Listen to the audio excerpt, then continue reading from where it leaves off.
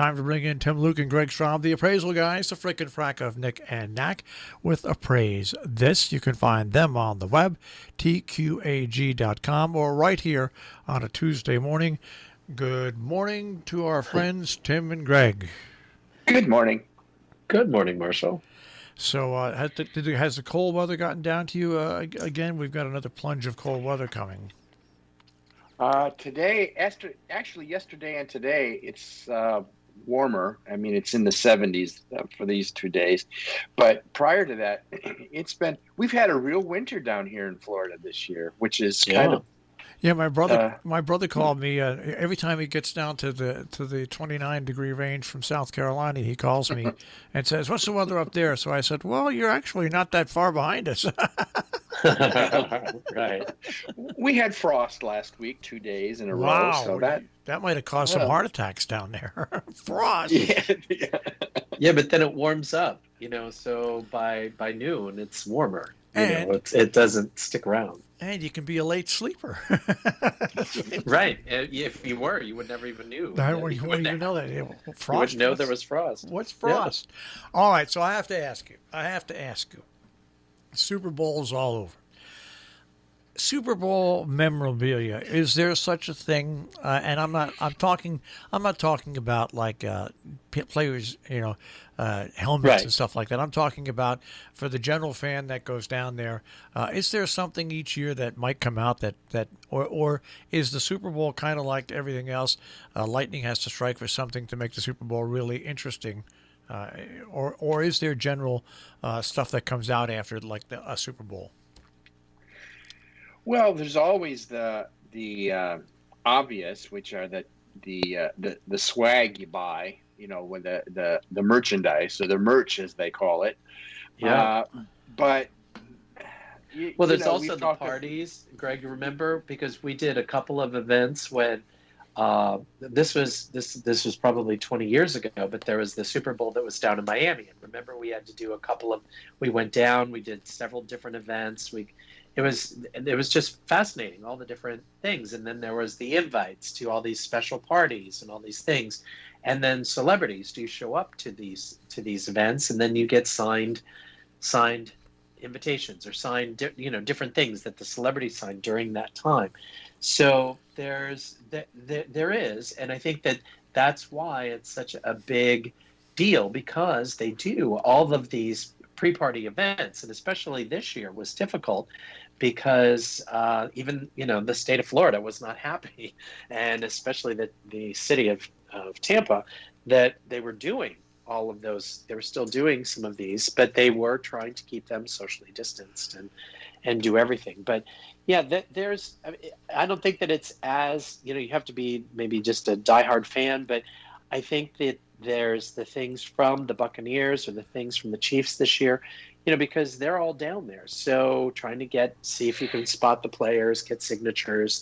It's basically, it's like Olympic memorabilia, but not with pins. I don't think that they have pins, but they have patches, and they have the logo, for this was 55. So, there are collectibles.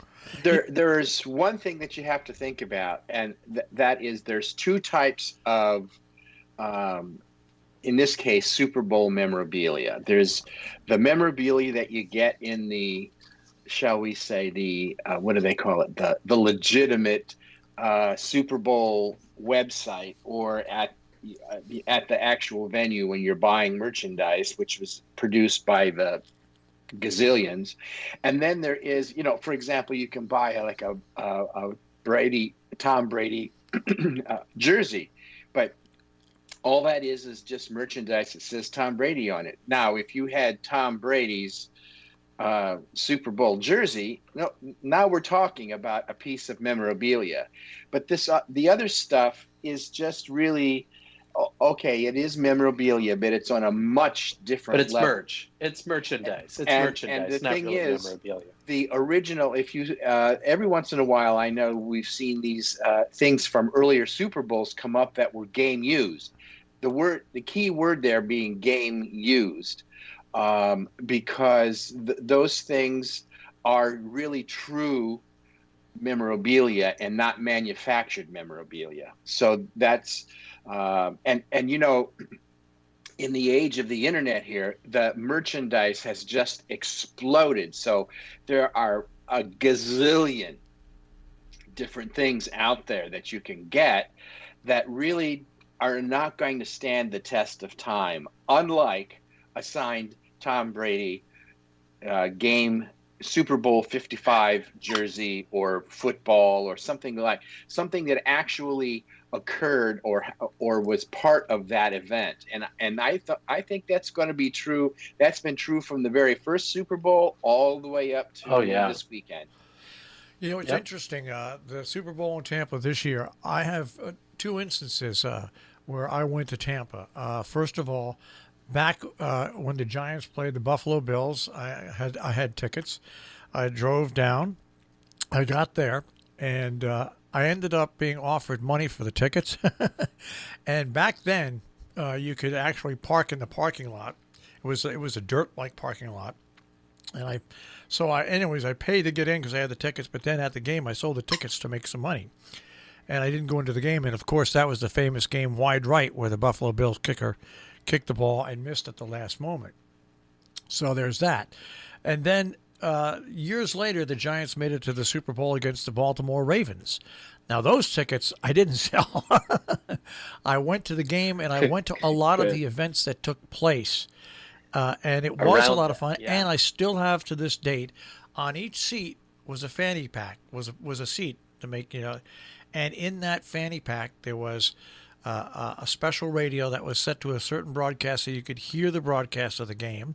There was lots of tchotchkes for the game.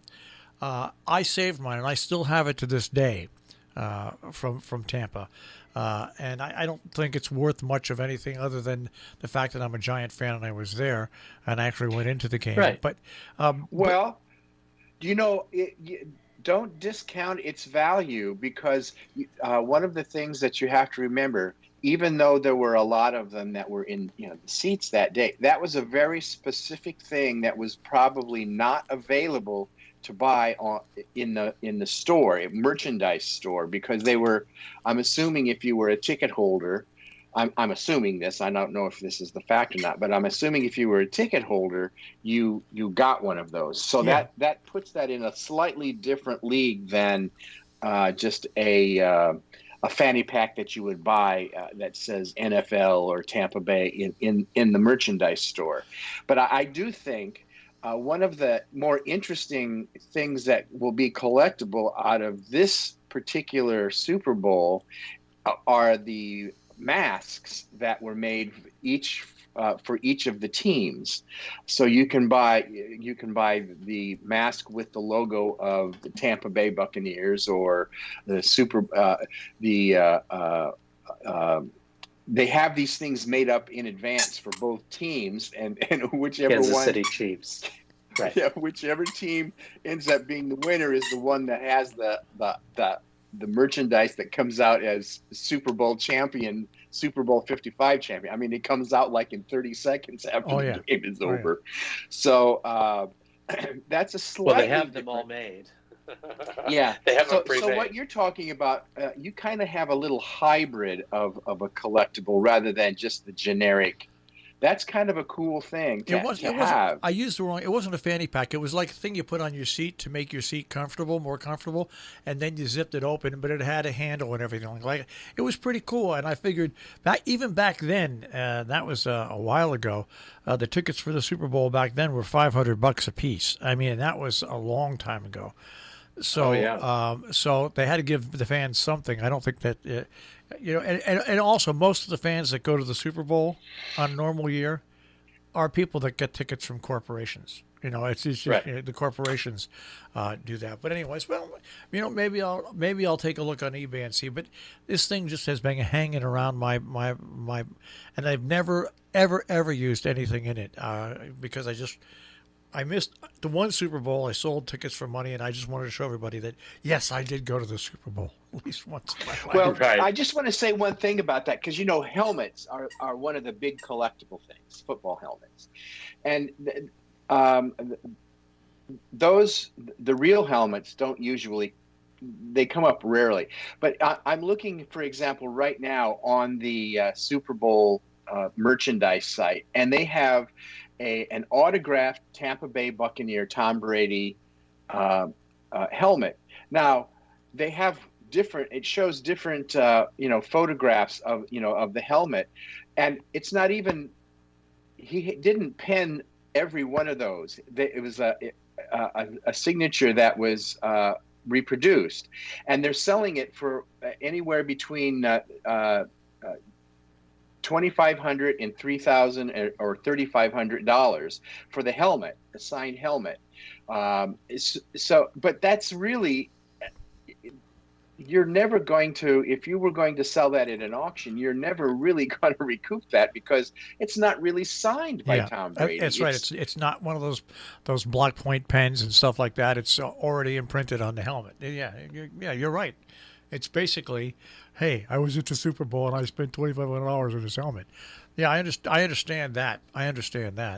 But maybe I'll investigate about that seat cover that I have. Well, you can say that it was used, definitely. I made money on the first Super Bowl I went to. Maybe I can make some money years later on the second Super Bowl. On the second one, yeah. But imagine that I sold a ticket and wide right. The Giants won in the last second. Anyways. Well, I just have to say one thing. I remember the very first Super Bowl. So do I. I don't think Tim doesn't, I'm sure. Well, maybe you do. You were probably 10 years old at the time. My father was at the Fontainebleau. We were getting set to go home. We were in the airport. I was watching on a small little TV that it was in a coffee thing, and the thing I remember most is that the Super Bowl that year, the first year, was on all three networks. All three networks broadcast it, and the stadium was 3/4 empty. The original Super Bowl. Well, the only reason that I remember it is because it was on all three networks and there wasn't anything else to watch. And of course, my dad was a football coach, so we were forced to watch the Super Bowl. So that's the only reason I remember Super Bowl I. So I just remember watching the game, and then we had to get on a plane, and by the time I got off the plane, the Super Bowl was long gone, and we were back in freezing cold weather. But anyway. Yes. Super Bowl memories. All right, guys. Thanks for taking a trip down memory lane with me. We will speak to you next week.